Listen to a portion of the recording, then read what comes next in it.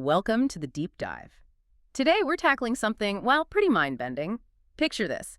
It's nearly a century ago, and the famous economist John Maynard Keynes predicts that by 2030, people like you and me would be working just 15 hours a week. 15 hours. It sounds like pure science fiction now, doesn't it? Absolutely. It feels almost impossible today.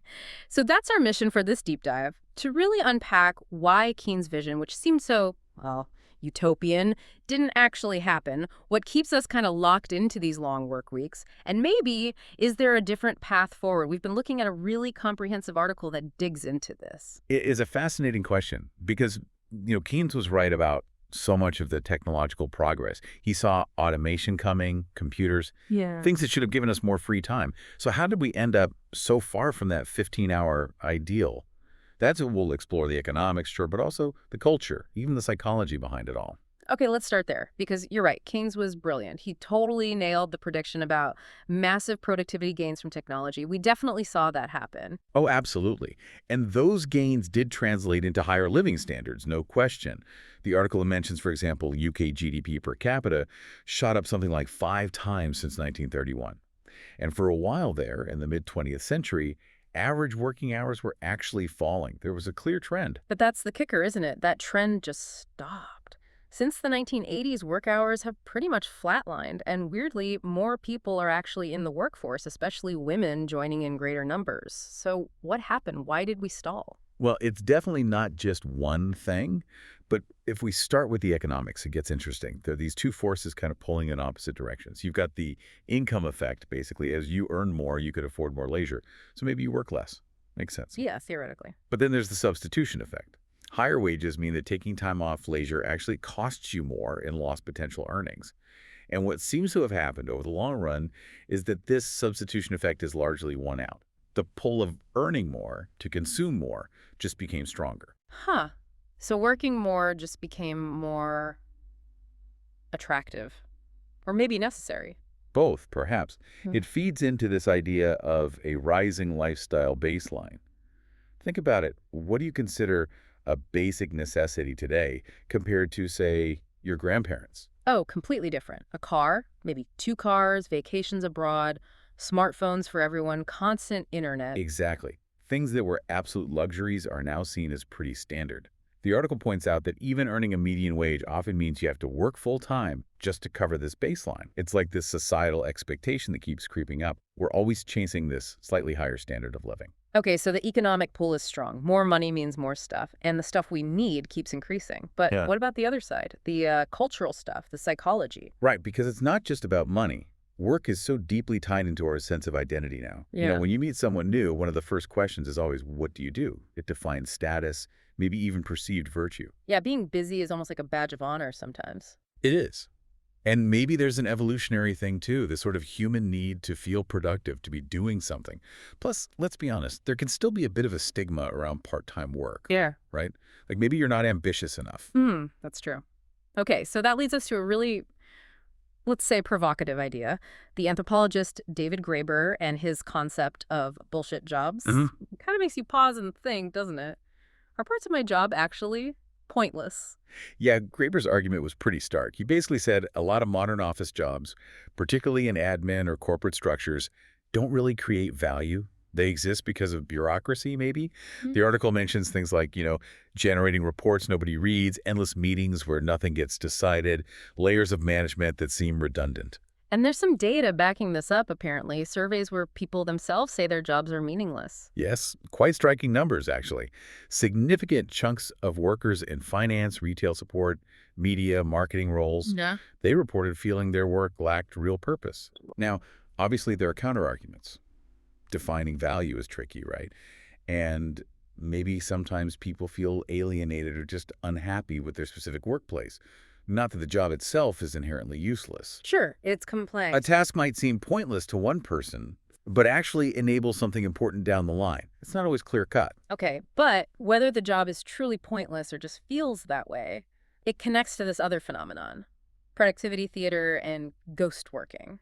Do you see this happening? Oh, absolutely. It's this whole culture, especially in offices, where just being seen at your desk, looking busy, equals performance. Presence equals productivity. Right. Typing furiously, even if you're just answering emails slowly. Exactly. Or stretching out a task that can be done quickly. Parkinson's law in action, isn't it? Work expands to fill the time available. People pretend to be busy because the structure demands it. And the stats on this are pretty wild, too. Something like 58% of workers admitting to ghost working, basically faking activity, and 65% doing productivity theater. Yeah, it suggests a huge amount of time isn't being used effectively, just performatively. So we've got economic pressures, cultural norms about work and identity, maybe even pointless tasks and performing productivity. It paints a bit of a grim picture for that 15-hour week. Is there any hope? What about something like the 4-day work week? Well, that's definitely where the conversation is shifting now, and there's some really interesting momentum building there. The model they often talk about in trials is the 100-80-100 one. So you get 100% of your pay, you work 80% of the hours, but the goal is to maintain 100% productivity. And how's that actually working out? I know there was a big trial in the UK. There was, yeah. Yeah. A really significant one, 61 companies, nearly 3,000 workers. And the results were, frankly, pretty stunning. Companies reported revenue stayed stable or even went up, productivity held steady or increased, and the impacts on employees were huge: lower stress, better well-being, fewer sick days, less staff turnover. Wow. So did the company stick with it? Get this, 92% of them decided to keep the 4-day week permanently or long-term after the trial.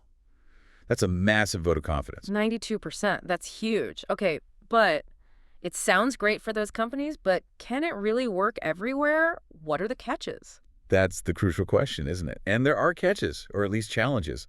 It's much harder to see how it works in sectors like manufacturing or healthcare or frontline retail where you need constant coverage. Right, you can't just condense a nurse's or a factory worker's job in the same way you might an office job. Exactly. And that raises a really serious concern about inequality. Could it end up being a perk for, relatively well-off office workers while essential workers get left behind, widening the gap? Yeah, that's a big risk. There are also economic worries. If productivity doesn't really hold up across the board, could it lead to lower wages in the long run? Or maybe fuel inflation? And we should probably acknowledge the trials might have a self-selection bias.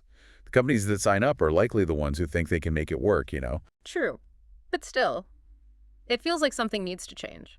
When you look back historically, we did reduce working hours dramatically before. People fought against the 8-hour day, too, right? Absolutely. Going from 14-hour days, 6 or 7 days a week, down to the 8-hour day, 5-day week was a monumental shift. And people resisted it fiercely at the time. But it happened. So why has it stalled now? We've had decades more of productivity gains since the mid-20th century, but no major reforms to the work week itself. I think maybe the biggest single factor is just inertia. Systems, once established, are incredibly hard to change. Everyone's used to the current way, businesses are structured around it, societal expectations are built on it. Even if a change might be better overall, overcoming that sheer inertia is tough. It's just easier to keep doing what we're doing. Pretty much. But it's not impossible. The article mentions Denmark as an example. They have relatively low working hours, but high productivity and wealth. And not because they have vast oil reserves or something, they just organize things differently. Okay, so wrapping this all up. We started with Keynes' almost unbelievable 15-hour week prediction. And what we found is, well, it's complicated. We have the technology, the productivity to work less and still live well. Maybe even better. But we're caught in this web of economic incentives pushing us to earn and consume more, cultural ideas tying work to our identity, rising lifestyle expectations, and maybe even some jobs that aren't super meaningful, all propped up by sheer inertia. Exactly. The 4-day week trials show a different way is possible, at least for some. The benefits seem real. But scaling it up faces real hurdles, practical ones for certain sectors, economic risks, and the big cultural and political challenge of overcoming that inertia we talked about. So perhaps the final thought for everyone listening is less about the specific number of hours and more about what we value. Precisely. If the future isn't just about working more, but working smarter, maybe more fulfilling ways, how do we, as a society, start defining success and status differently? How do we move beyond just hours logged to value things that contribute to a genuinely richer life, whatever that means for each person? That feels like the deeper question here. A really powerful question to leave us with. Thank you for joining us on this deep dive into why we're not all working 15-hour weeks yet. Lots to think about in our own working lives.